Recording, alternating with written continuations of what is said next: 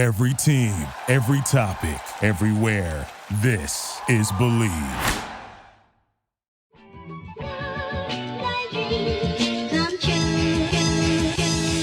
Welcome into the JMU Sports News Podcast. I am Ben Conlon. I am joined by Jack Fitzpatrick after the Dukes beat UVA. Dukes beat UVA. I'm still recovering in my voice from all of the cheering, all of the craziness that happened after a 72-minute rain delay. Oh my goodness, what a weird game it was. And I don't want to bury the secondary lead here. Dukes drew against UVA on the pitch. So it wasn't exactly what you wanted, a football win, but it was undefeated. It was undefeated. Yeah. I think that's basically the same, and I will count it. I mean, that's extremely fair. Something else that is extremely fair is $3 Minuteman Mondays. Yeah, 3-Notch in Harrisonburg. We love them. Shout out to them. You got the $3 Minuteman pours. Tuesdays, you can get half off cases at the Valley Collab House in Harrisonburg. And every Friday, you can join 3-Notch for the first Tap Friday, as they release a new beer every Friday, which, again, is very impressive to me that they're whipping out some new flavors, some new brews once a week.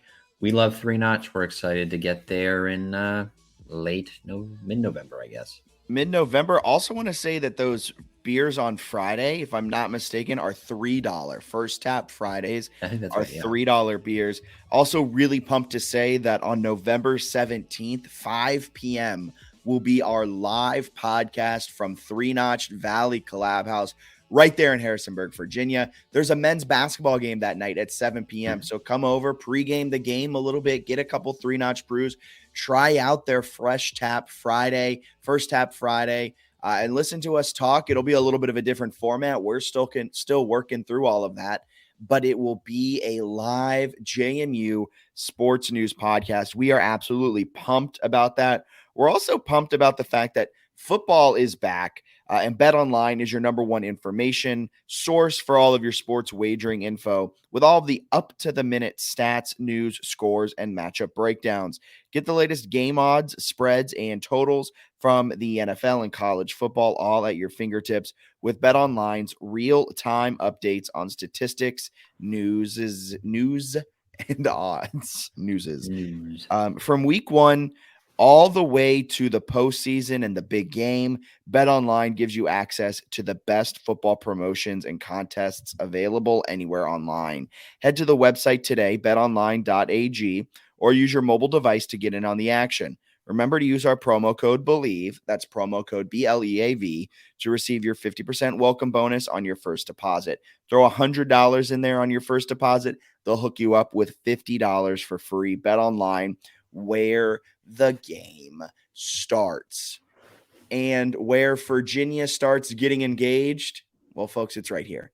There's a reason Christopher William Jewelers has been voted Best of Virginia year after year. It's not just one thing that sets us apart. It's everything. It's the selection, extensive and unmatched, with every engagement ring, loose diamond, and fashion jewelry chosen for quality and brilliance. It's the service. From our diamond experts to our master goldsmith, our team shares a passion for what they do, and it shows. It's the atmosphere, both glamorous and laid back. See for yourself why people can't stop talking about Christopher William Jewelers in Harrisonburg and Weir's Cave. Heck yeah. To beat UVA. I've been looking forward to this podcast since we beat UVA. Absolutely electric game. Where do you want to start this podcast? There's a plethora of places we can start this podcast. We can talk about secondary. We can talk about the rushing attack. We can talk about offensive line. We could talk JMU fan reaction. We can talk our reaction. Where do you want to start this bad boy? Maybe with us a little bit of our reaction to the win, 36-35 victory. I think the reason the game excited me so much is obviously the in-state tie, right? Before the game, you've got mixed tailgates with JMU and UVA fans. It was just an awesome experience. I think the fans on both sides were interested. I know some UVA fans were like, oh, it's your Super Bowl. UVA fans cared a lot about the outcome of that game. Like they went from like, oh, wow, we've got something here. Like maybe we're not as bad as we thought. to losing and being doomsday. But the reason this one will always be memorable for me is not only did JMU win the game, I thought they were going to blow out UVA in the first quarter. In the third quarter, I was fully under the impression JMU would lose by 30. And then in the fourth quarter, they won by a point. It was a roller coaster of emotions. Yeah, I don't think I've ever been on a roller coaster of emotions like that before. And we were talking as we were leaving the stadium. The App State game last year was an awesome comeback, 28-3. Absolutely fantastic. But there was never a point in that game that I truly felt like, oh, App State is like the far superior team here. I did a little more in that one, but Really? this one was, I was worried 28-3, but there were definitely some stuff where it was like, oh, short fields, right? And like, yeah, in 28-3, it was just like, oh, okay, there's been like our mistakes have really helped App. Maybe we're not to the point we thought we were, but like our mistakes have really helped this lead happen. Georgia State, it was like 3 muffed punts, and you're like, okay, we're better than them though. In this game, there was 3 quarters of the game essentially from like when they scored 17 points to the 11-minute mark in the fourth quarter, where I sat there and I was like, UVA is better. Like in every facet of this game, they have just vastly outperformed us. Now, I've rewatched some of the highlights of the game. ACC Digital Network had like a condensed game that I was able to watch in 11 minutes. And I rewatched it and I was like, oh, I don't remember us being this good. I think I just went straight doomsday the second the momentum shifted. Yeah, I was very doomsday in the stadium for sure. Even as the comeback was being completed. Yeah, I don't think I've ever seen you that doomsday. And until the final pass hit the ground, which I did not think it was going to hit the ground. that should not have hit the ground. That was Chauncey got cooked a little bit, but that's okay. That's Demeek Starling's like a track star, so I'll give him a pass there. But what a silly game. Obviously, the pass defense was horrendous. The tackling was iffy. But offensively, some good things. Special teams, some really good things. Running game got going with Lawton in the fourth quarter, and I guess the end of the third a little bit as well. Just an insane, wacky game, and huge for JMU that they pulled it out. I'm shocked that they pulled it out. I do want to go to this point of it. Is it something in the fact that there's been like these big games and there's just these offensive lulls from the Dukes in these massive games? UVA, they get up 14-0, and then really the offense doesn't come alive again until 12 minutes left in the fourth quarter. There was this in the App State. Like in big games, it seems like JMU goes on these lulls. Is that something I should be more afraid of? Signetti talks a lot about like the consistency and like we've been a consistent program. I've never seen a team look elite and then look horrible more often than this team has the last 2 years within the same 60 minutes. Right? Where it's like quarter. Within the same quarter. They'll just get like jumped like 28-3 by App State and then like slowly grind their way back. Or this one, they jump out to a 14-0 lead and then don't do anything for 2 full quarters. It's confusing, but I think on the positive side, they've shown the ability to play at that elite level for stretches too. It'd be cool if there's like maybe a middle ground, right, where they're pretty solid over a more consistent stretch, which I guess they have done in some other games. But it's Jekyll and Hyde within possessions. Well, it's kind of funny. Signetti in I think it was at yesterday's press conference, he goes, that was a C+ game by us. No, I think that was an A+ game with about a D in there, and then finished out with like an A. I don't think it was so like in total, I guess it's the C+. What a weird game. And then as you see on the screen, right, you've got 395 total yards for each team. But then you look at the breakdown, it was 228 pass yards for JMU, 167 rush yards. Very good to put up those types of numbers, in my opinion, against a Power 5 school. I don't care that UVA is on the downturn. UVA is an offensive line away from being like competitive. I don't think they're that bad. Yeah, I really don't. They were that bad. UVA, though, 377 yards through the air. Anthony Calandria went 20 of 26 with 2 tutties. The freshman making his first start absolutely shredded the Duke secondary. UVA could not run it, but Tony Elliott and Des Kitchens were hell-bent on running the ball, especially in neutral down situations like 1st and 10. They finished with just 18 rush yards. Key to the game that I didn't realize, UVA was only 4 for 13 on 3rd down. They started, I think this is interesting on the 3rd downs. I think UVA started 4 for 8 and I think they didn't get their last 5, something like that. And I think JMU started like 2 of 8 or 2 of 9. So late in the game, the third downs completely flipped on their head, which was huge. But yeah, like UVA wasn't sustaining a ton of drives. It was just like they would throw a pass and either the guy would be wide open for like a giant chunk play, or the guy would break 1 tackle or 3 tackles, and like a short pass would turn into a 50-yard gain. So a lot to work on for JMU secondary, I would say. Yeah, 100%. On a quick side note, I did put in a pot pie right before this podcast started. I have to go and run and take it out. So we will step aside for a very, very quick break. And we're back. So sorry about that. That was a pot pie. I did not allot my time properly. I did not have that on the podcast bingo card. Quick aside, and I was like, oh, he's got a comment about the offensive line or something. He's like, I put in a pot pie. What is that? That's my favorite podcast moment ever. Clip that. Quick aside, I put in a pot pie. And we'll be right back with how the JMU UVA game ended. I reflexively said, sure. I can't wait to listen to that back. I was like, sure. As we all, who amongst us doesn't have a pot pie cooking in the oven? Doesn't everyone have a pot pie cooking? But offensive line, I'm glad you brought that up. We can talk about the JMU offensive line here. Offensively, I didn't think, like on the rewatch, maybe I was just so down bad during that game. I didn't think, I thought the offense was terrible. And then on the rewatch, I was like, that offensive line, it did kind of what it needed to do. And McLeod looked very good when he had, like, there were occasional times that the UVA D line got through and got to him quickly, but that's to be expected against that like good defensive line. And that may be one of the best defensive lines that JMU faces all season. When he was getting 2.5, 3 seconds, he was dotting up that UVA secondary.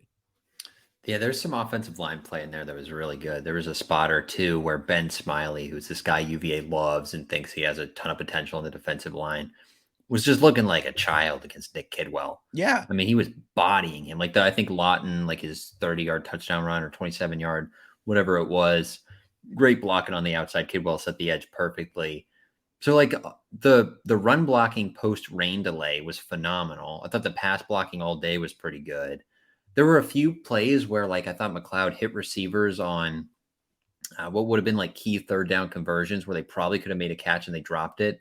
There's the one Reggie Brown had that they originally called a catch and then went back and reviewed and said it was an incompletion where McLeod hits him in the chest, he catches it, and defender comes in and pops it out.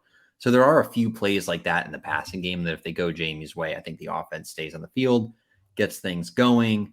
I also think they did well with Signetti kind of having some like boneheaded fourth down decisions. Thank you. Well, that was the perfect segue. There's been some questionable coaching decisions early this season. They've got, so in the first half, they're up 17-7 and it's like 4th and 5 at like the UVA 40 or maybe the 37 or something like that. It looked like they were thinking about going for it. Instead, they take a delay of game to punt, nearly down the punt at the 1. Hansen hits a perfect punt. They kind of butchered the fielding of the punt, which was frustrating. But okay, like kind of conservative in that spot. But I guess I get that you trust your punter. You don't like that. You wish. No. Keep. I'm going to respond to what you're about to say. I know where you're going with this, and I got ahead of myself. That's not good podcasting. Go ahead. The other one, with the momentum sort of slipping UVA's way, I think Kurt Signetti got a little pressed. 21-17. They're at like the UVA. They're like their own 20. Sorry, they're in their own territory. It's like 4th and 1. Rolling the dice there is risky. I don't totally hate it. Like every now and then, if you want to be super aggressive, like fine. They call a screen pass, which relies entirely on Zach Horton landing a block. He didn't, and somebody else was also over there that was unblocked. And it was a bad pass. And the pass was high, but it was one that like a confusing decision that completely turned the momentum even more toward Virginia, which maybe didn't trust the pass defense at that point. I don't exactly know, but both of those were confusing, where the one seems like, okay, you should definitely go for it. And the other one seemed like you should probably punt. And it was sort of flipped with the decision-making. That was the thing. Like if you're going to go for it on your own 25, 4th and 1, then you have to go for the other. There's no, yes, we're going to do this. But if you had gone for the 4th and 5 one on the UVA 40 and then decided not to go on it on your own 25, 100% okay. But the fact that you went for it on your own 25, it leaves me really scratching my head about not going for it and punting it. Although I will say, to Cignetti's credit, I would have been very interested to hear his answer if they had lost this game. Yeah. But very good answer at the one where he was just like, that was a stupid coaching mistake. Take that one on the chin. I understand it. We all make that play in Madden. You may think you got it, but like there was some questionable fourth down decisions. There was also some questionable taking it out of McLeod's hands at times. Like a lot of 1st and 10 runs. Too many in the first half, and maybe the third quarter too. And it felt like at times, especially after McLeod, I think it was Phoenix Sproles, he just kind of missed wide open, just missed him. After that, it seemed like they kind of reeled back the passing attack a bit, and it had been cooking up to that point. I mean, Elijah Surratt early in the second quarter had like a 30-yard gain to get to UVA's 42. That was the drive they ended up punting because of a holding call pushing them back. But the passing attack was cooking early in the first half, and was a big reason why they were able to move the ball so well. And then they ended up just kind of doing run, pass, run. Never really did anything that started with a pass on a neutral down. And I thought that was really interesting. And they had some good, like when they would let him throw it, McLeod made some big time throws. He had a 40-yard pass to Reggie Brown the first quarter that came on first down. They had a couple others where they would run it with Kalen Black for like a yard or a 1-yard loss on first down. At a certain point, you got to kind of trust the passing game because Virginia was stacking the box a decent amount, trying to make JMU throw it. I like the receivers too. I was thinking about that. Reggie Brown, Elijah Surratt, I thought had a really good game. Elijah Surratt had a great game. Sproles, 7 catches for 40 yards. Hudson had 4 for 46 or something like that. And he also threw a touchdown pass on a nice little gadget play, which the offensive coordinator and Kurt Cignetti should get some credit for there. If we're going to rag on play calling, that was a great one. But overall, it wasn't bad. I just wish they would trust McLeod a little bit more. Yeah, I agree. I also think Tyson Lawton needs to get more run. I know he was battling an injury at the end of fall camp, so that kind of limited his touches against Bucknell, maybe even limited his touches in this game against UVA. But he was explosive, 9.9 yards per attempt, 2 touchdowns, had that 30-yard run in a massive moment to cut into that UVA lead. He seems like he's the most dynamic runner. He's a good pass blocker. I haven't really seen him catching it out of the backfield a lot, and that's where Kalen Black, I think, really excels and separates from the pack.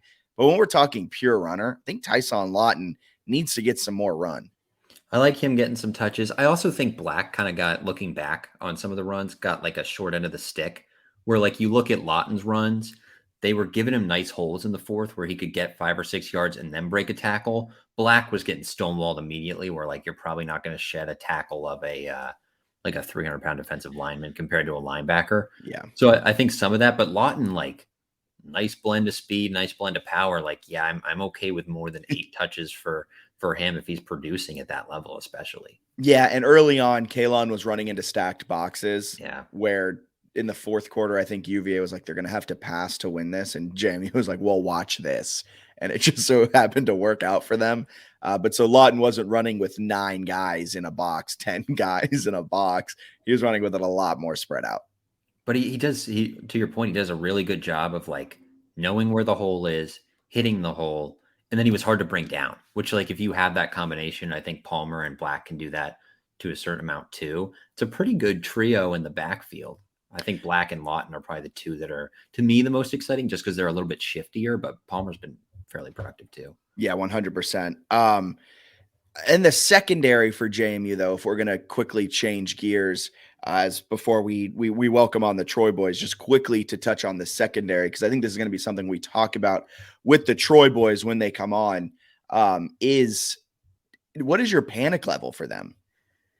Some of it seemed just like dumb game planning where JMU was like stacking boxes. I think UVA's receivers are pretty good. Like I think Fields and Malik Washington and those guys and the running backs in space are good players. So I think there were just athletic mismatches. Like I don't think Kobe Pace, who was a very productive running back at Clemson, one-on-one, like in the slot against Taurus Jones is a good matchup for JMU. I think Jones is better like playing downhill rather than in coverage. So that's something that concerns me a little bit, just that they were in those positions.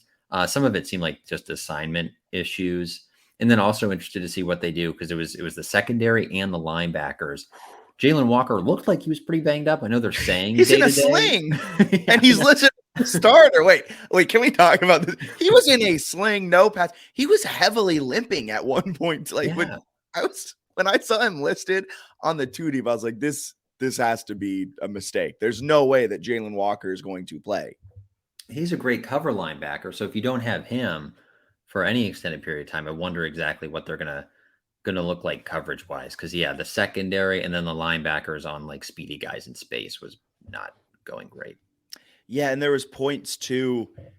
I think you mentioned it. Kind of the assignments were whack, but then also there's just like kind of a lack of communication at times. And I don't want to solely rag on the secondary, but I think as this season goes on, if their play doesn't get better, this defense will never live up to its full potential. So like this defense is one of the best against the rush. Yeah. Like they are holding opponents to 1.2 yards per carry right now, something crazy. And they did this last year too. This isn't like a one-off thing. And then we watch them against the pass. And I know me and you were talking up in the stadiums. We had the perfect view from section 538. We were like, why is the D-line not getting home? And then I rewatched it and I was like, oh, because Calandria could get it out in 2 seconds or less. And it just open. Yeah. And to these wide open guys, like if they were getting off of their blocks, or they even were getting off their blocks and collapsing the pocket and doing all of these things. But then if there's no secondary help, it was just a struggle. Yeah, we'll see what happens with some of that. Even Meehan's interception was caused by like horrible communication. They like lost. Yes, exactly. They lost the guy in the slot or the running back or whatever. And then they ended up, they didn't end up finding him. Meehan just noticed there was a miscommunication and then came running in to make a play on the interception. But it was horrible communication. Calandria goes, oh, that guy's going to be wide open. Meehan jumps it. But it was not like how the play was supposed to go. He just made a really nice heads-up play. It was, yeah, I mean, I have some takes about Meehan because I think he is a very good safety, and I'm kind of shocked he's not a starter. But that will have to hold on for a second because now we are joined by the Troy Boyz. They are coming on from Troy, Alabama to talk a little bit about this game this weekend. Are we calling this the de facto 2022 Sun Belt Championship? Is that allowed to be said for this game? Can we get the bragging rights? I'm going to say no. I'm going to say no because we already got the trophy. So, What if we come and take it after the win? Is that allowed or no? No, that's why I wore this shirt, fellas, because I wanted y'all to see what a conference championship sweatshirt looked like. I know y'all hadn't seen one yet. No, yeah, we appreciate that. But and then talk to the NCAA. I wore this hat because somebody needs to corral y'all back into reality. All right, so that's what the Troy Boyz are. The old sheriff is in town, and we got a young upstart that's come into the saloon and is starting a bunch of trouble. And now it's time for us, just like in Tombstone.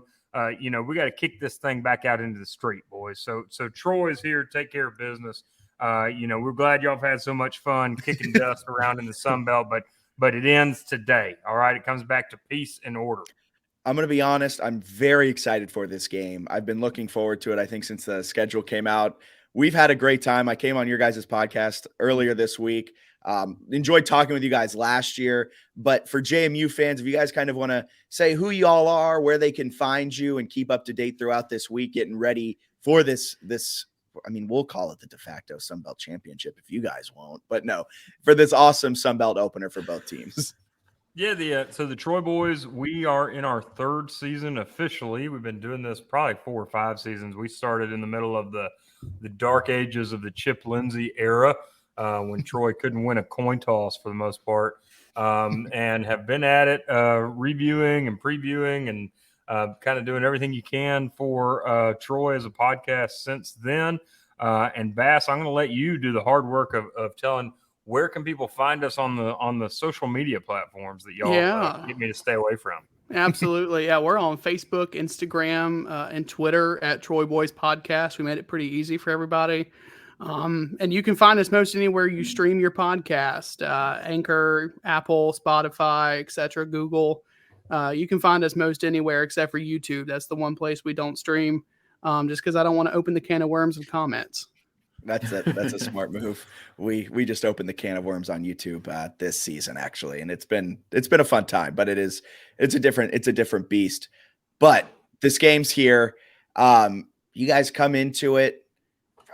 You didn't seem too excited about your offense last time we talked, and I was a little shocked about that. What can JMU fans expect out of Troy this Saturday, 7 p.m. on NFL Network? Oh, well, the offensive scheme for Troy has evolved a lot over the last couple of years. Troy has really been known as that NASCAR air raid offense, and that's just not what we are anymore.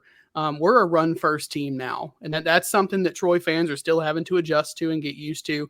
But, Kamani Vidal in the backfield is an easy 4 or 5 yards if we have the right protection up front to make those kinds of things happen for us. So we're currently sitting as a run-first offense, and that's something that the fans are not really used to right now. Yeah, I think you're going to see an offense that is still finding itself. Troy, and I know you guys are having dealt with members of your fan base on social media. I know you're going to know exactly what I'm talking about, but Troy's fan base has a very loose and occasional relationship with reality. And so a lot of the expectations that people had for the offense simply weren't things that they should have had. We lost a lot of great talent.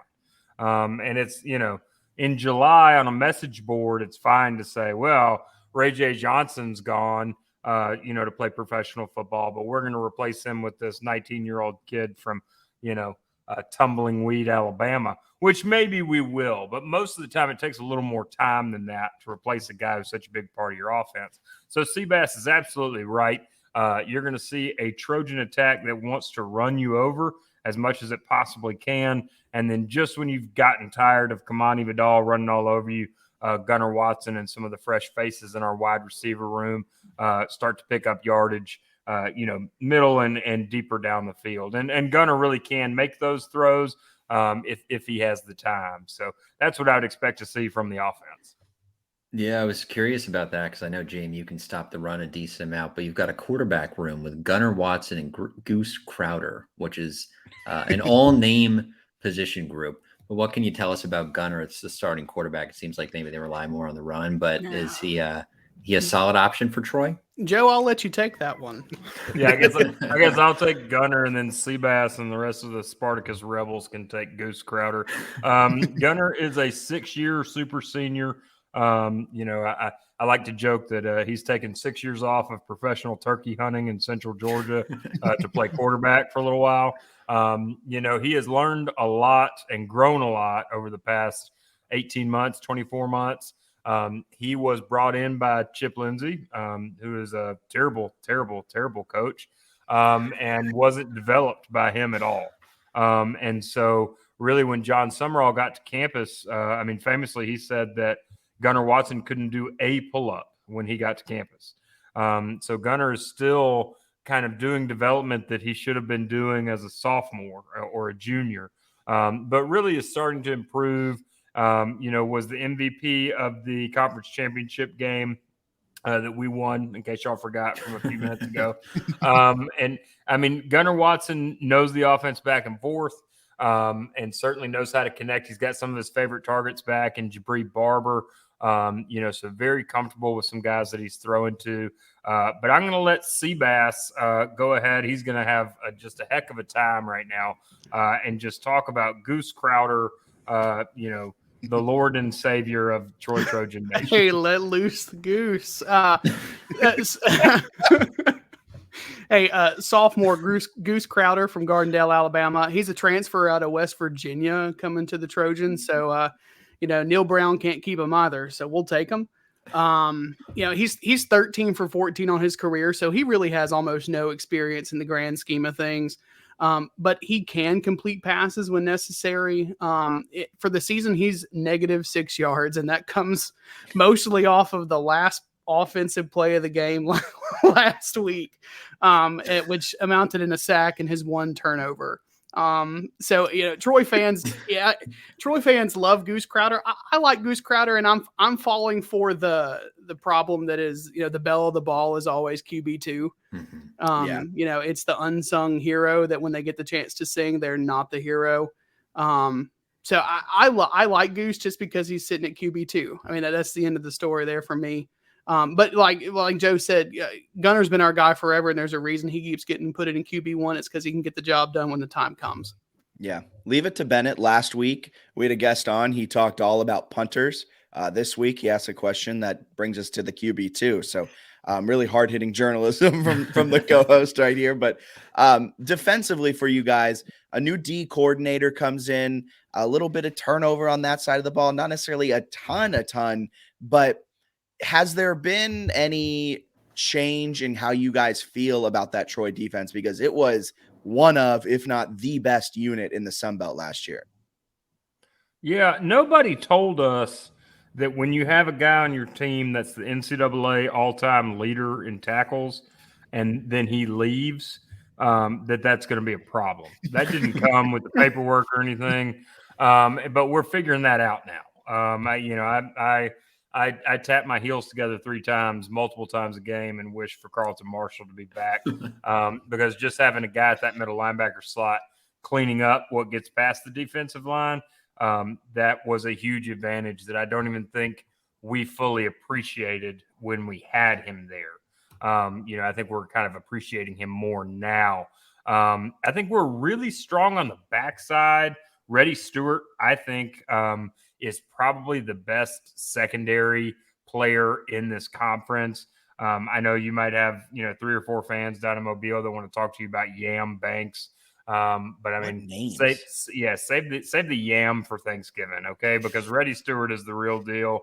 And the defensive line still has a ways to come. We're waiting for TJ Jackson, who was preseason defensive player of the year, to see if he comes back. He was suspended violation of team rules, and has kind of been available the past couple weeks, but still can't quite slide off that naughty stool. You know what I mean? He's in the kitchen, but he's still not allowed to eat the cookie dough with the rest of the kids. So we're hoping maybe this Saturday we see TJ. What are your thoughts, Seabass, on this defense? I mean, when you lose elite caliber players, you do take a step backwards. And like Joe was saying, we've realized that, and we're having to figure out who we are again on defense. But our defense is still stacked with household names in the Troy Trojan community: Del Pettis, Jaden McDonald, Reddy Stewart, Javon Solomon, Richard Jubinor, Zach Edwards, Luis Medina. Then the list goes on and on and on. Troy has been known to be that defensive team. We were referred to for the longest time as the Wall. And it's because our defense has always been that blue collar style of down and dirty football. And that's been the hallmark of Troy football. And I feel like we're still there. We're just not where we were last year. So fans are a little upset about it, but when you come from the best, it's you're going to take a step back when you lose those players. But we still have a stout quality defense that no one should sleep on. Gotcha. JMU fans, they've got some very positive vibes after the Virginia win. What's the vibe like for the Troy fan base here at 1-1 after a couple weeks? The vibe is reality check. And I feel like everybody's got that. When you haven't lost a game in 355 days, that means something. So for it to be the first loss since the loss, as it's becoming known as now for us, we cannot do a single podcast since that loss without referencing it. And here it is again being referenced. The vibe is just, we've lost. What's the next step? And no one really knows what the next step is. Word on the street is Coach Summerall let everyone have it and took everyone, quote, to the woodshed. That would be staff, players included. No one was safe after that loss because that man does not like losing. He gets you fired up. Go watch the behind the wall segments that we post on Twitter and Facebook, and you'll see that he is somebody that he can be really cool, calm, and collected behind a microphone. But when he's at practice and at work, he is in your face and ready to get the job done. And whenever he loses, it's not a pretty picture on the other side of the wall. Yep. No, for sure. I think Troy's fan base is just trying to figure out what this means. You had a lot of people who I think were overly confident going into a game with a very, very tough Kansas State squad. And, you know, the Troy Boys did our part in the preseason special to say, not so fast, my friend. You know, this is going to be a tough game. But still, you have people that have become very used to winning very, very quickly. And so, you know, I think people are going to flip that switch back really quickly, especially because it's JMU coming to town and because of the relationship that's kind of been formed between our two fan bases, you know, especially on social media. There are a lot of Troy people who are very, very ready for this game and feel kind of like JMU fans disrespected our conference championship. And so I don't know that it would have mattered if we're 1-1, 2-0, 0-2. There, you know, as I said, Jack, when you were on our podcast, these are two fan bases that are meeting up for a street fight, and everybody's just hoping that a football game breaks out. Okay, because there are a lot of hard feelings, and a lot of people, you know, really ready to see what happens on the field and hoping that their team exercises some serious demons against the other. So I think Troy, by now, people have flipped the page and they're ready to hashtag beat JMU. Yeah, that's a great point. JMU did bring out a sign that said Kings of the East and paraded around and said a lot of things in the offseason. So, yeah, I wouldn't be shocked if Troy's had this game circled on their calendar for quite some time, and they've been ready for this game in a way that I'm not sure JMU has. It's the perfect spot for both teams in terms of Troy coming off of that loss, getting ready for it. They can get up, where JMU is coming off of this win over UVA that me and Bennett and fans alike kind of say it might be one of the top 10 best wins in program history. But then they got to turn their attention to Troy, which is going to be a dogfight of a game. So before you guys get up on out of here, I want to see what your expectations are for this game, how you see it playing out, and of course, your score prediction and winner at the end of it. Ooh, go ahead, Bass. Oh gosh. To me, the question of the game is going to be, how do people respond? You know, do we get up off of our backsides after this loss and say, so what, now what, move on and take care of business the following week? I know y'all are new around the block to the FBS, but the G5 team beating the P5 team statistically is not a good following week. Yes. Even for FCS, when we would beat G5 teams as an FCS school the following week, while we didn't necessarily lose every time, there was always kind of a closer game than expected. So 100% understand that letdown. It's statistically not a good week to follow. You know, everybody remembers the LSU win that the Trojans had, but they don't remember the following week, and that was a loss at home to South Alabama. And they were dog water. It was terrible. Or I'm sorry, kitty water. They were kitty water. And so that's my saving grace in thinking about all of this is James Madison has not really had to do that. Not really had to follow up against the big time in-state win and then go on the road to what would be the conference champion from the following year. You have not had that. Yeah. So I don't know that that's going to play well for y'all. And I think the team with the more experience in that department is going to win the game. Trojans by 50. Oh, okay. Well, guess we can see who's drinking liquor and who's drinking beer here, boys. So yeah, I mean, I think this is going to be a tough game for sure. I do think Troy responds better into this situation. Troy, Alabama is not an easy place to get to, even if you wake up in Troy, Alabama. Okay, I mean, it's a trip to get to, and it's certainly going to be a trip for the Duke Dogs as they come down. You know, the fan base is very behind this team right now. I think Veterans Memorial is going to be filled with folks that are ready to see a big win. I think John Summerall has been on the warpath. That's been all over kind of the media covering this team, is that John has just been raising holy hell with anybody who will listen about what comes next. And so I think James Madison, unfortunately, probably with their heads held maybe a little too high after that big Virginia win, walk into a buzzsaw And I think Troy gets up early. James Madison tries to surge back, but the defense can't or doesn't allow them to do that. I think you're looking at a final score of like 35-17 with the Trojans winning and everybody having a nice time at the Santa Fe Steakhouse on beautiful Highway 231. All right. Okay. We'll agree to disagree. I can't wait for this game. I can't wait to have some fun with you guys on Twitter.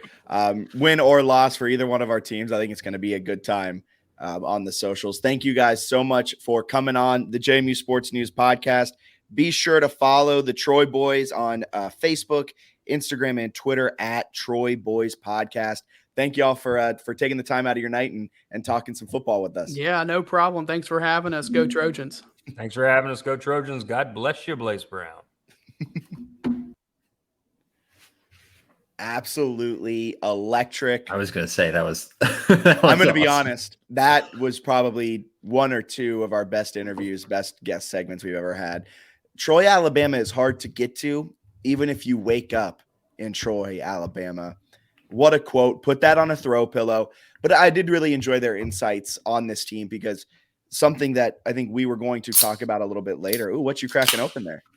You better believe it's the Minuteman IPA. Oh, there's the turn. But something that I think we were going to talk about in a little bit, but they really got to it, was like just the complete spot of this game. Pure letdown spot for JMU and a pure get up spot for Troy. You heard Cignetti on the post game, the press conference yesterday. Yeah. He was like, these guys aren't completely tuned in. Whereas Troy, I bet they are so locked in. So really will be interesting for this game. I think it's going to be a close game. I don't know who's going to win. That'll be for our Sunbelt Pick'em in a little bit. Yeah. Should we get to news or snooze?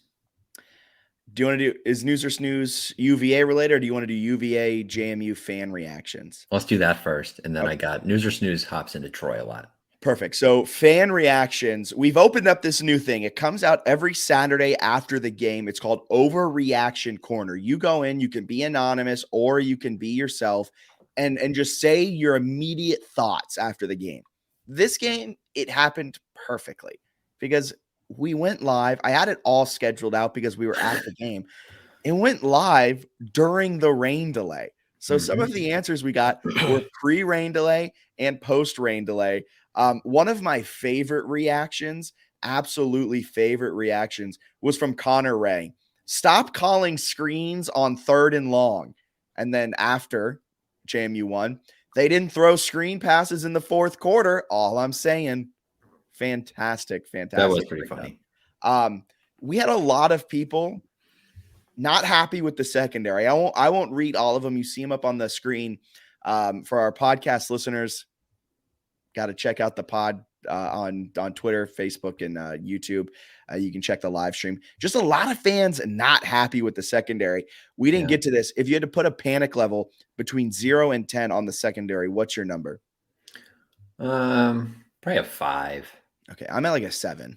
Yeah, I'm a little concerned. I also think that UVA has athletes at receiver that most teams on the schedule won't be able to replicate. They'll have some good receivers, but I think Malachi Fields and like Malik Washington are both very, very good. So I think that'll help a lot. I also think they're just going to get better as the season goes on. I thought they played poorly. Yeah. John Doe III said, I don't feel confident about either side of the ball. Defense got cooked by an 18-year-old fetus, and McLeod could make passes when he scrambled away from his OL. I assume he couldn't. I don't know. Trenches are a bigger house of cards in the 07 housing market. John Doe III, the trenches point is wrong. Both trenches were actually like really good in this game. And that's, I think, why JMU won. I think JMU is just interesting in general in that they're transitioning. And typically, I feel like a transitioning team might struggle the most in the trenches. I would say they're the best in the trenches, and they're kind of working toward fixing the secondary in this next recruiting class, which is kind of just fascinating to me, where it's like, oh, they're pretty good in the trenches, but you could argue they have room to improve with like the back end of the defense. Yeah. Some more overreactions we had. JMU, these were post-win. JMU will finish the season having the best run defense in the nation. Curt Cignetti, that was from Julian Williams. Kurt Signetti will win AP Coach of the Year. Liam Thunder done. Bennett gets a laugh out of that one. That was amazing. I don't see that happening, but maybe if he figures out the fourth down decision making, then sure, he could win Kurt. Yeah. Kurt Signetti can win Coach of the Year. Sure. David was saying that this was the best win he's ever seen at JMU. I wanted to get your take. I think this is a top 3, top 5 win for me at JMU. I think App, Weber, national championship in 2016. Since I've been a fan, 2016, UVA's up there. Yeah, I thought the 2016 semifinal was even a better win than beating Youngstown in the title. Oh, yeah. Obviously, the title meant more, but this is right up there. I also think UVA is not nearly as bad as people keep saying. I saw some people, maybe myself included, like early in the year being like, oh, that could be the worst Power 5 team in the country. They're not the worst Power 5 team in the country. They're good. They're not like, I don't know that they're making a bowl game because they got some tough games on there, but they're also, I was looking at this, they're 2-4 in one possession games under Tony Elliott now, dating back to last season. They played Drake May and UNC within a field goal last year, lost to Miami by 2 and 4 overtimes. Like they've come close a few times to winning some games. So I wouldn't be shocked if they go 4-8, but they're fairly competitive in their next 10. Yeah, and the final thing of JMU reactions, a friend of mine, Tyler Reskovac, he called me right after the game ended in Scott Stadium. Of course, I didn't answer. Too busy celebrating the win, too busy screaming my head off. But the voicemail he left was absolutely epic. I texted him. I was like, can I please play this during the podcast? I think it just sums up all of the fans' reaction to it. He said, sure. So this is the voicemail I got. I sat down to listen to it when we got back to our Airbnb post game, and it just rushed back so many memories. Jack, I know you're at the game right now, dude. What a game, dude! This is like App State last year all over again. What a game! What, dude? What a that fourth quarter! Oh my God! I know you enjoy your time in Charlottesville. Holy what a game.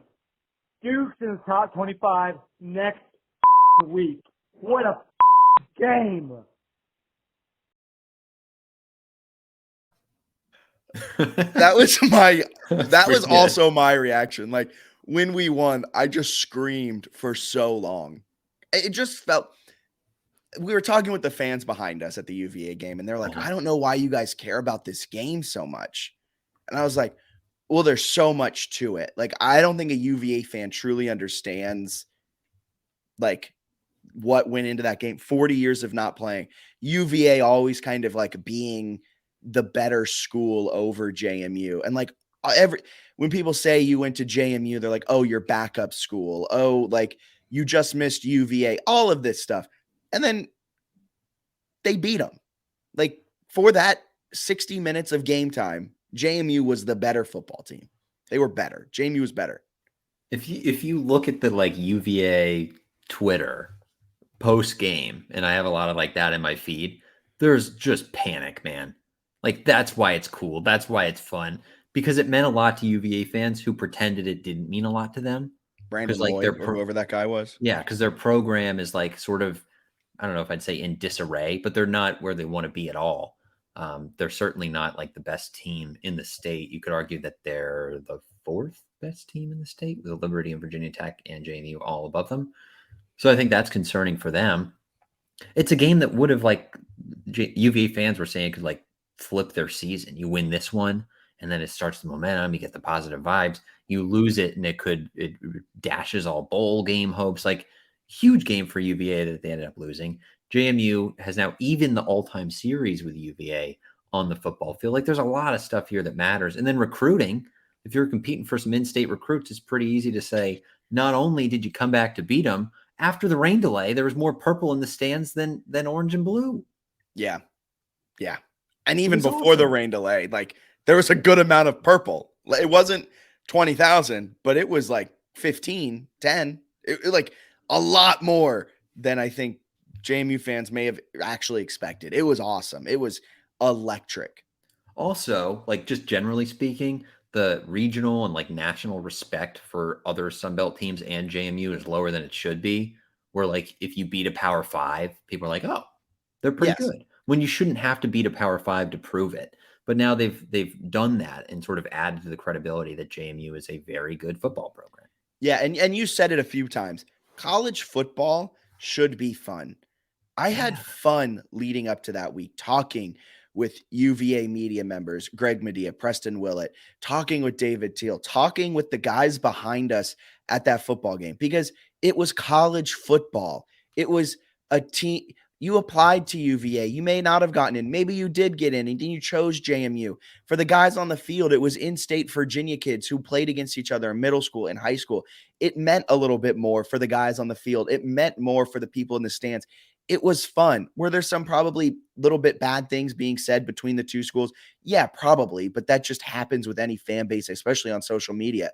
And then going into this week, we had the Troy Boyz on. They're just good to talk to. They had us cracking up. Like, they're fun. This game going into this week is fun. Like, that's what makes the Sun Belt great, because of these regional rivalries. It's what makes the college football great. And it's why JMU UVA needs to be more than a once every 40-year thing. It's why JMU and Virginia Tech has to be more than just an every 2-decade thing. It's why they should be playing these games, because it shouldn't matter as much about how it looks on your quote unquote resume when you're trying to impress the college football playoff committee. You know, it doesn't matter. UVA and Virginia Tech won't be in that discussion probably ever again. It's more likely that JMU will be in that discussion. So let's have some fun. Let's make college football fun again. I'm with you, man. Perfect points. I think it's dumb too. Yeah, UVA fans like, oh, you know, the perception of our program. You don't have any perception of being a good football program. Did you see the one JMU, the one UVA alum? I think Andrew Hawkins was his name. Where Ahmad Hawkins. Ahmad Hawkins. Apologies. I think it was Brandon Lloyd was like, I can't. This is terrible for our perception. He was like, bro, JMU has has better perception in the last 5 years than we've had. Like, get off your high horse type of thing. And I was like, yeah, honestly. He would know. He played for UVA. Talked to Ahmad like for a story before they had, snapped the streak against Virginia Tech, because he had a like go ahead touchdown catch the last time they had beat them, which was 15 years earlier.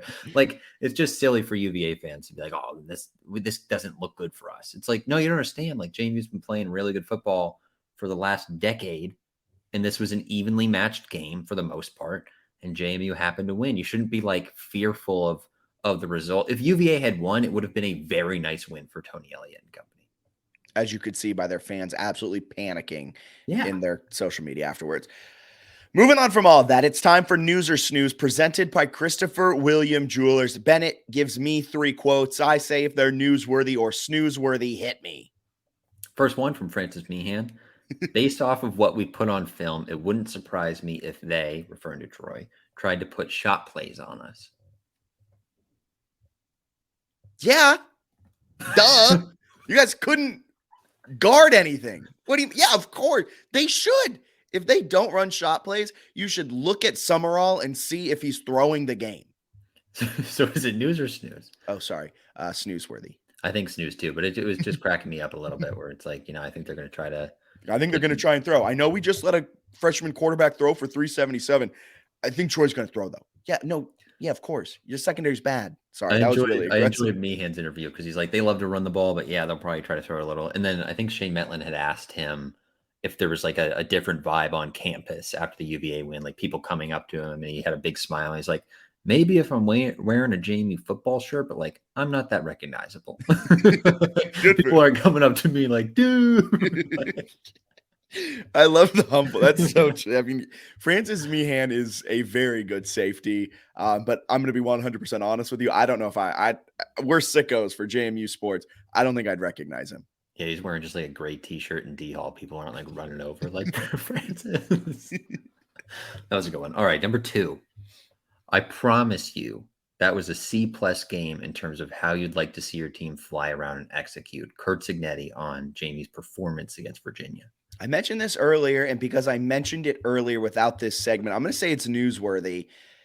I did say I think they played an A+ game, a D- game, and then an A+ game. But I think it is worth noting that wasn't JMU's best game. They put up 36 points. But at the same time, like, you got to play an A+ game in that spot, and now you're like in a prime letdown spot. So let's not have back-to-back C+ games, please. Yeah. All right, third quote, angry Kurt Signetti. Today at practice, we were average, and it was a below average practice. There was no zip. There was no energy. There was no leadership. Execution was not good enough. The scout team wasn't good enough. When he threw shots at the scout team, I was like, whoa. Not giving us a good enough look. And you feel like you're just holding a dam. Kurt Signetti. I'm surprised you didn't use his quote later where he was like, to get better, you have to be uncomfortable. There's too many people on this team who are comfortable. It's my job to make them uncomfortable. And I was like, whoa, this is like really intense. That quote, I think it's newsworthy. It's also just a hilarious quote because like it is so aggressive. He's calling out the scout team. He's doing all of this stuff. Can I read into that quote too much? Sure. I don't think he likes Jordan McLeod. And I have nothing to base this off of. Absolutely nothing except for this quote. I don't think he likes Jordan McLeod at all. I think he's got issues with the defense because he keeps bringing up seniors and like the safeties have been a position he's called out that's played probably the worst. And they're like all seniors. I think he's got beef with the senior safeties not playing to his level. I also kind of think that this is a fraudulent lie. I think the practice was probably fine. Yes. Because they asked some of the players who came in after, I think Tyshawn Wyatt and Meehan, they're like, yeah, pretty good. Like, we're ready for the week. And then they're like, well, Signetti said it was terrible. And they're like, I mean, yeah, we got to get like a little better. But I just don't think it was like a horrible practice. I think he's just trying to get their attention. So he said it on Tuesday. So Wednesday through Friday, they would be ultra locked in because it could have gone the other way. They could have easily lost the Virginia game. Yes. So they shouldn't get like ahead of themselves. But I don't know. I kind of just feel like he's trying to pump them up and inspire them a little bit, even though the practice was probably fine. Yeah, I agree. Whew, that was a fun one. We had Troy. Oh, sorry. I was just going to say I liked, you mentioned the discomfort quote. David Teal had a quick follow-up that like kind of got lost because like I don't think he had the mic, but he was like, what are you going to do to make them uncomfortable? And he had this huge smile. And he's like, I'll think about that tonight. It's like, oh my God. So whatever they did at Wednesday's practice was probably not a lot of fun. Yeah, probably not at all. That's it for the JMU UVA preview. It just took 59 or about 50 minutes, and then we had the Troy Boyz sprinkled in there as well. But before we get to the Sunbelt Pick'em and wrap up as we get up on out of here, we have to quickly update about some shifts along the two deep. But also, it's time for the three-notched weekly preview. Troy Trojans. Go back, listen to the Troy Boyz part of the podcast if you somehow missed over that entire segment. I don't know if your audio player just skipped. But Troy comes into this one 1-1. Defense was kind of and has been their thing for so long. And this season, it seems like it may have taken a bit of a step back. They did lose their leading tackler from a year ago. They had a defensive coordinator shift, and they've just had some overall kind of schematic changes on their defensive side. Offensively, Gunnar Watson, he's still there. They're still going to run the ball a ton. They're kind of going to try and win the game by not making mistakes. Troy was picked to win the Sun Belt West, if I'm not mistaken, and they should be a very, very good team. What does JMU need to do, Bennett, for JMU to go to Troy, Alabama and win in a classic letdown spot? It's tough. John Summerall, 8-0 at home as Troy's head coach, second-year guy. He's a big-time coach. They're a really good team. I think some of the things they've done well is limiting turnovers with Jordan McLeod at quarterback. They've done that well. If they can continue that, that's huge. Special teams this year, surprisingly good. Amazing. So if JMU can keep that up, that's huge. And then I think the number one sort of obvious one is you can't give up just gigantic, explosive pass plays like they did against Virginia. If you can stop that, Troy was winning a lot of kind of ugly, grinded out games last year in those big spots. I think they beat South Alabama 10-6. So it's one that I think Troy is beatable, but they're also good enough and sound enough on both sides that if you make a bunch of self-inflicted mistakes, it can get ugly in a hurry. Yeah, but Troy there, it is a little interesting, but it's also really hard to judge how good Troy is due to the fact they played Stephen F. Austin week 1 and then ranked Kansas State in week 2. But it seems that their offense is the strength of this team right now. Like the offense has, for the most part, performed a little bit better. I know Kansas State, they only put up 13, but the defense allowed a lot against Kansas State. And then I think Stephen F. Austin put up 30. I know Bennett is going to push back here and say, well, one of them was a fumble return for a touchdown, and there was an interception that set up a short field. I get all of that, but like, it's Stephen F. Austin. You still let them put up 30. Like, I don't think Troy's defense is I don't think it's anywhere near as good as it was last year. I think their offense is actually what's going to have to win them this game, where if JMU played Troy last year, I think the defense would have had to win that game. And if that's the case, I'm interested to see if Troy, which is a run first mentality, right? Would Troy, knowing that its offense might have to win the game, be willing to go to more of a pass heavy attack and go maybe against its identity to pick up a win, which Virginia at times did not seem willing to do? I think that's probably the biggest question we'll see on Saturday. We have a few listener questions as well. This one is from Alex at Alex02975. Who will have the biggest impact on offense and defense this week against Troy? Bennett, you answer first. Good question. Great on question. Offense. Kind of feel like we're due for like a big time Reggie Brown game where like we're looking at 5+ catches, 100+ yards. I think he's due for a big one, although Troy's got a big secondary. Impressive secondary, so we'll see. Defensively, this is a great question. I'm going to say that Aiden Fisher keeps up sort of his big time play, especially the Jalen Walker, maybe not 100%, maybe not even playing. He's listed. Aiden Fisher's a dog, man. He's good. He's really good. I think he'll have a huge game. And then you could probably pick anybody on the defensive line, which would also be a fair answer. They're very good. Aiden Fisher from my hometown, Fredericksburg, Virginia. I think offensively it's going to be Jordan McLeod, and I know that's kind of a cop-out answer, but I think McLeod, this is the first Sun Belt game. I've been praising him as Sun Belt Offensive Player of the Year since the very beginning. I got off the bandwagon for a little bit. I'm back on. I think this is the type of game where he's going to throw for maybe 300, 2 tutties, maybe tack on another 50 yards rushing. I think this is a big game for him. Breakout game, and I think he's going to need to do that in order for them to win. Defensively, I'm going to say Taurus Jones. Taurus Jones has had better games. UVA was not his best game. That's probably not a game that he is going to put the tape on his huddle. That's one of the tapes he's going to burn. I think this is a bounce back game for him, and he is going to come up with double-digit sacks.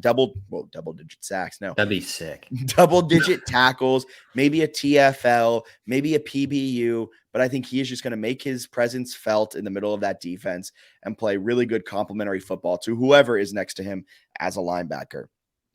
This one is from some kid named Dominic Palumbo.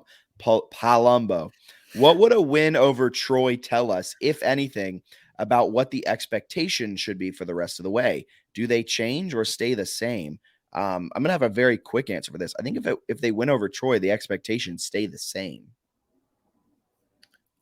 If they beat Troy, I'm going to go like absurdly over the top and start thinking of like 11 or 12 wins. So I will overreact if they beat Troy. Okay.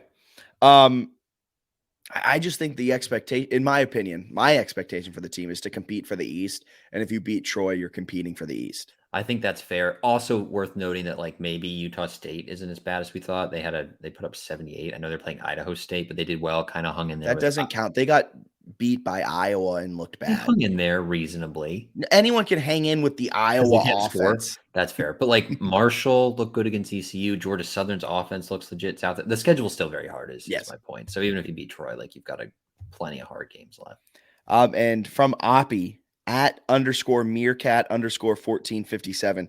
Do you think conservative play calling hurt the Dukes near the end of the first half? Yeah, I thought Kurt Cignetti was taking his foot off the gas. I would love them to be like anytime they get inside the opponent's 50 and they have like 4th and 5 or shorter, they're like, we're rolling the dice. Like stuff like that where they're really trying to push and score. I mean, analytically, yes, that is what you should do. Anytime you're in plus territory with a 4th and short, you should go for it. Like statistically speaking, that adds to your win probability much more than a punt does. Also, first down, man, just sling it. If they're crowding the box, like just do a play action pass. Yeah. All right. It's time for everyone's favorite segment. You know it. You love it. It's the Sun Belt Weekly Pick'em. After last week, Bennett took the lead. Jack is 20-6. Bennett, you are 21-5. Wow. You beat me by 2 games. A really solid showing out of you. So we're going to head on over to sunbeltsports.org. Check out that football schedule, and we'll head up the Sun Belt weekly pick'em. Up first, it's Wake Forest at ODU. How did ODU get Wake Forest to come there? I don't know. They've had some ACC teams visit them, which is pretty darn cool. And they've beaten Virginia Tech in the past. And, Jack, they're going to beat Wake Forest this weekend. Is ODU not as bad as we thought? They hung in there against Tech, and then who'd they beat? Louisiana? Yeah, put like 38 up. Wake also, missed some chances against Elon week 1 and then beat Vandy, but not that convincingly. I kind of think Old Dominion's got a really great opportunity here. All right. I'm looking for a pen so I can write this down. Go Monarchs, baby. Found it. All right. I'm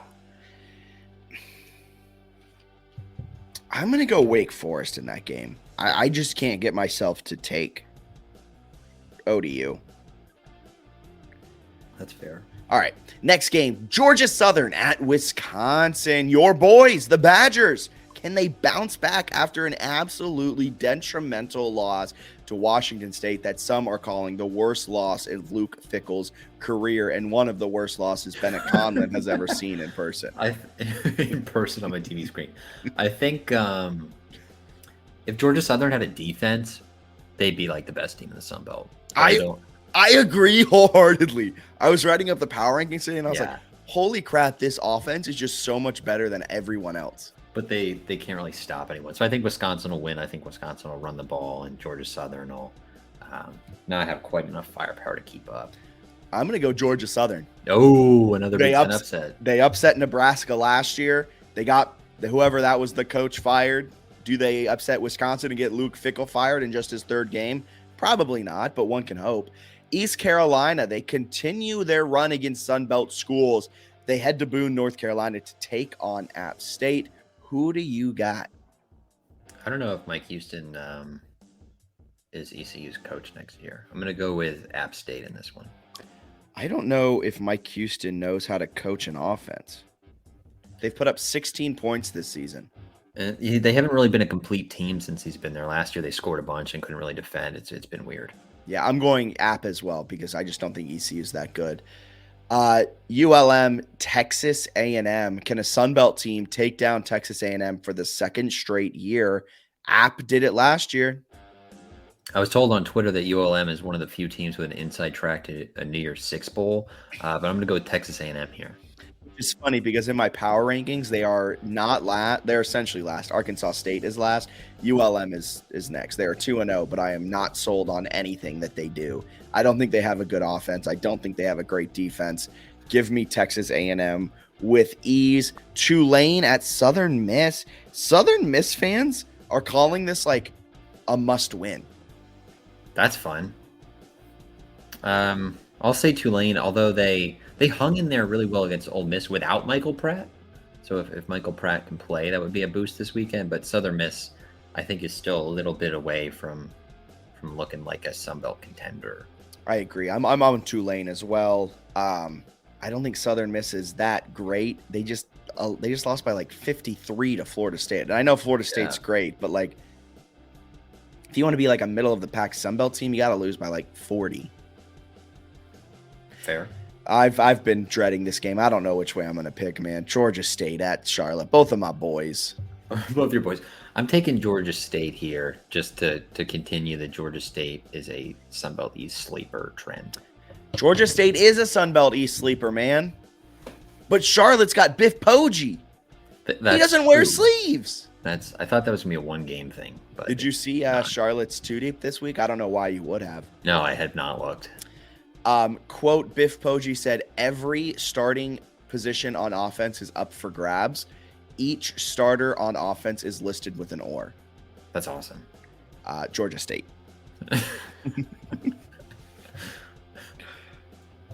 Just because I think when you go into a game like that, I don't have high hopes. What is that?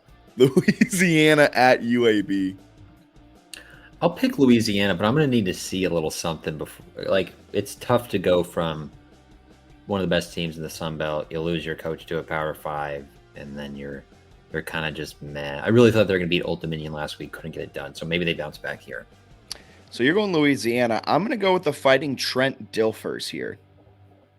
Okay. UAB. Stony Brook. Arkansas State. What is this airing on?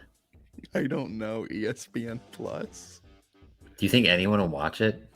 Let's quickly look. How has Stony Brook fared this They season? suck. They also are bad. They're 0-2 with losses to Delaware and Rhode Island by a combined 44 points. Okay, so Arkansas State should win. You'd think.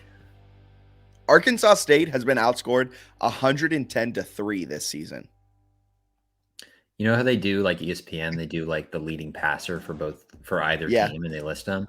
It's Stony Brook's quarterback. He's got 302 passing yards, 1 touchdown, and 4 picks. So we're in for a treat between these two squads. I'll take Arkansas State. I think I have to take Arkansas State, but I would not be shocked if Stony Brook just won this outright for no reason. Butch Jones will be balling if that's the case. Butch Jones may need to get fired if that's the case. Duquesne Coastal. Coastal, baby. Coastal, number 2 in my power rankings, number 1 in your heart, folks. South Alabama, Oklahoma State. South Alabama finally delivers on the preseason hype with an outright win over Oklahoma State. Wow, I'm going to go Oklahoma State because I've kind of sold my ticket on South Alabama. Jackson State, Texas State. Texas State is going to get this one done. They were impressive against UTSA after beating Baylor. I don't know. I might be in on Texas State soon.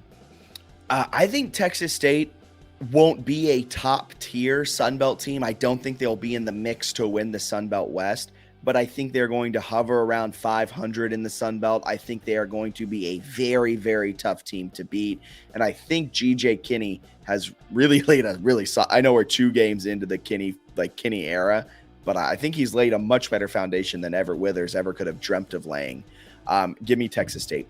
Troy, JMU, at Troy, pick and score. I've got the Dukes 28-24. I don't know. It's going to be a tough one. I wouldn't be surprised if JMU loses at all. Troy's a very good football team, right? It's on the road. They haven't lost at home under Summerall. I just think Signetti's weird comments on Tuesday to me are very much a message of we just got to get a little extra edge because I think we can win the game. McLeod's playing well, distributing well. The offensive line, the defensive line is good. If you get any secondary play, JMU is a extremely tough team to beat. So I'm taking the Dukes. So what was your score? 28-24, James Madison University. Okay, I'm going to go JMU as well, but a 35-31 win. Can't wait for this one. I think Blake Pace wrote a great betting preview over on JMUSportsNews.com. I forget what he picked. He's got the Trojans. Would you go the over? I think he went the over. I might lean that way just because I was a little confused by JMU's secondary. It's only 47 points. So, yeah, I could definitely see it going over that. Yeah, I like the over in it too. All right, perfect. That was a Sun Belt Weekly Pick'em, folks. Anything else you want to add before we get up on out of here? I mean, we previewed Troy. We talked about UVA. What a game it was. Some great play from the trenches. Secondary needs some work. But anything else you want to – we talked about men's soccer getting a draw with UVA. Anything else you got to add? Volleyball cooking. Yeah. I'm just looking forward to the Troy JMU game. I think it's going to be a great one. I think it might be harder than the Virginia game in some regards. I think Troy's better than UVA. But if they get this one and get to 3-0, it would be an impressive start to the season. All right. What if, before we get up on out of here, yeah, JMU is undefeated going into South Alabama? Where are they ranked, or are they ranked? So they start 4-0 and they beat Troy and Utah State? Yeah.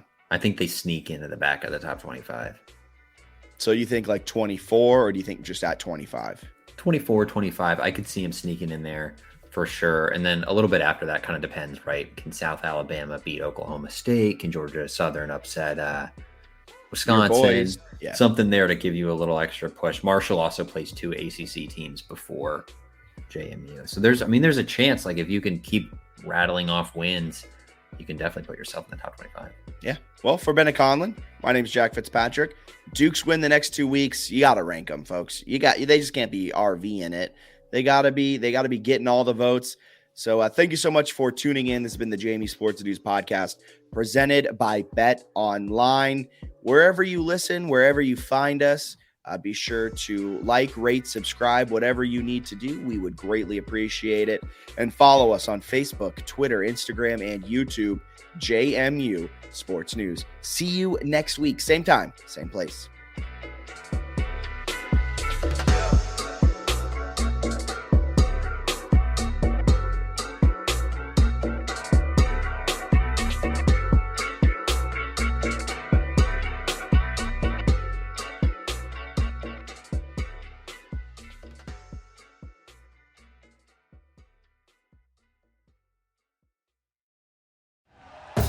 Thank you for listening to Believe. You can show support to your host by subscribing to the show and giving us a 5-star rating on your preferred platform. Check us out at Believe.com and search for BLEAV on YouTube.